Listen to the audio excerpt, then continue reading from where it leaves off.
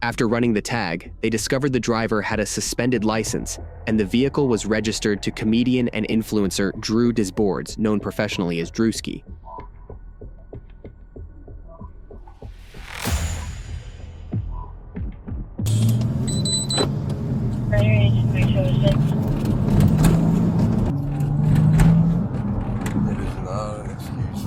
These stop signs, sir.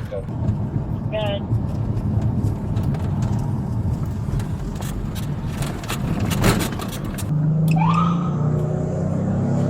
After about 2 minutes, the officer made it clear he was pulling the vehicle over.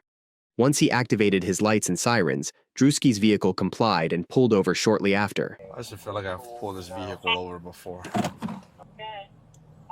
I'm at 72 6090 IB on a white in color Hummer EV. It's a pickup truck.